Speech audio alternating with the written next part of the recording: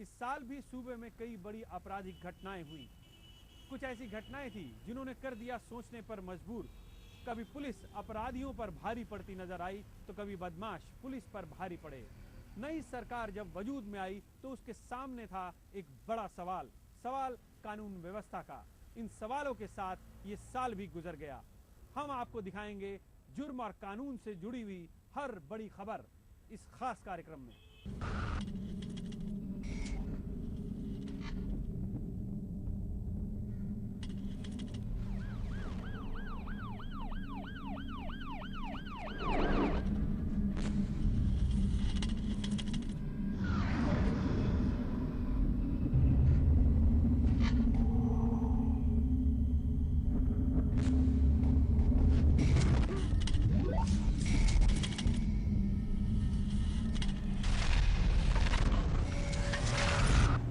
साल की शुरुआत चुनावी माहौल के बीच हुई। इस दौरान अपराध की ताबड़तोड़ कई वारदातों ने सूबे को दहला दिया।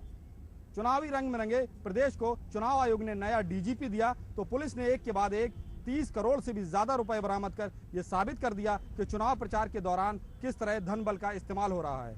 उधर कैदियों के संघर्ष ने सूबे की कानून व्यवस्था को खुलेआम चुनौती दे दी। साल की शुरुआत यानी जनवरी में सूबे में अपराध का ग्राफ भी तेजी से बढ़ा। वजह साफ थी, प्रदेश में चुनावी रंग चढ़ा हुआ था। चुनाव आयोग के निर्देश पर यूपी के डीजीपी को बदल दिया गया। ब्रजलाल की जगह 8 जनवरी को अतुल कुमार सूबे के नए पुलिस मुखिया बनाए गए। नेताओं, प्रत्याशियों और समर्थकों के नाजायज तरीके से चुनाव में इस्तेमाल होने वाले रुपए बड़ी तादाद में बरामद होने लगे। 10 जनवरी को कानपुर, लखनऊ, झांसी, बांदा, संत कबीर नगर, बस्ती समेत इटावा में 71 लाख रुपए बरामद किए गए। अगले ही दिन सुल्तानपुर में विधायक भोलानाथ के पास से ही लाखों रुपए मिले। 15 जनवरी तक सूबे में इस तरह के रुपयों की बरामदगी 30 करोड़ का आंकड़ा पार कर चुकी थी, जिसने उत्तर प्रदेश की सियासत में धनबल और बाहुबल का सबूत दे दिया कि जो सियासी निज़ाम या राजनीतिक ढांचा हमारा है मुल्क का, और ख़ास करके 2 सूबों का, यूपी और बिहार वगैरह का, उसमें इलेक्शन अब बहुत महंगा हो गया है और इलेक्शन लड़ने और जीतने के लिए बहुत बड़े धन की ज़रूरत होती है, जो जाहिर है कि जिसको डिक्लेयर करना पड़ता है, तो उसके लिए नाजायज़ रकम या काला धन इस्तेमाल होता है। जनवरी के खत्म होते होते प्रदेश में चुनाव ने हर रंग दिखाना शुरू कर दिया था। प्रत्याशी और उनके समर्थक सभी हथकंडे अपना रहे थे। 15 जनवरी को लखनऊ पुलिस ने ऐसे गिरोह को पकड़ा जो मध्य प्रदेश से शराब की बोतलें लेकर आ रहा था। चुनाव आयोग सख्त होने लगा। 5 डीएम और 7 जिलों के एसपी हटा दिए गए। बाद में कई और जिलों के एसपी बदले गए। चुनाव आयोग ने 25 जनवरी को बड़ा बदलाव किया। एनसीआर के एडीजी और मुरादाबाद के आईजी को हटा दिया। उधर बस्ती जिले के एसपी और कमिश्नर बैठक में ही भिड़ गए। आईपीएस मोहित गुप्ता ने कमिश्नर अनुराग श्रीवास्तव पर दुर्व्यवहार का इल्जाम लगाया। 15 जनवरी को राजधानी बलवे की जद में आ गई और सन 2012 का पहला बलवा हुआ। पुराने शहर में एक ही समुदाय के 2 पक्ष आपस में भिड़ गए, कई घायल हुए। इन सब के बीच मामूली हिंसा के माहौल में विधानसभा चुनाव का मतदान शांतिपूर्ण रहा। 5वें चरण का चुनाव 13 जिलों के 49 विधानसभा क्षेत्रों में शांतिपूर्ण ढंग से समाप्त हुआ। 5वें चरण के लिए मतदान में 1 करोड़ 56 लाख मतदाता थे, जिसमें 86.53 लाख पुरुष, 64 सेक्टर मजिस्ट्रेट लगाए गए थे तथा 198 जोनल मजिस्ट्रेट लगाए गए थे।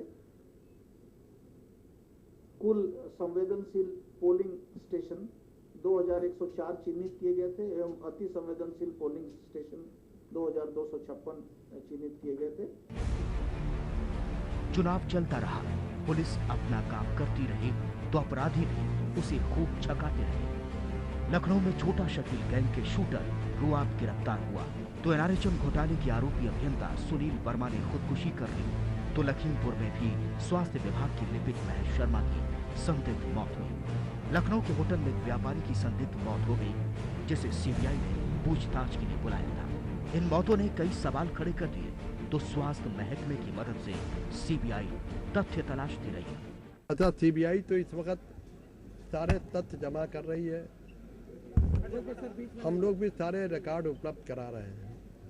अब उस पर मैं कोई टिप्पणी नहीं करना चाहता, लेकिन हम लोगों के और जनता की भी हम लोगों की ख्वाहिश है कि जो लोग NRSM घोटाले में हैं उनके खिलाफ बहुत तेज़ी से त्वरित कार्रवाई करके जो दोषी हैं वो जेल चले जाएं, ताकि देश के सामने, प्रदेश के सामने बेईमान लोगों को सदा मिले। इसका सबक जो है वो दूर तक जाएगा।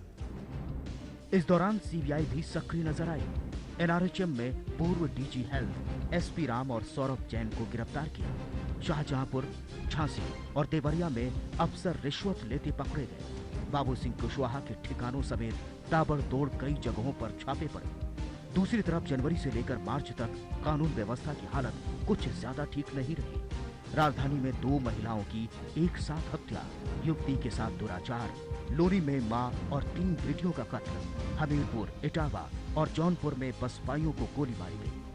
आगरा, फतेहपुर और हरदोई में छात्रा से गैंगरेप हुआ तो राजधानी में बैरक के अंदर सिपाही की हत्या हो गई। कासगंज और खीरी में प्रेमी युगल की हत्या हुई।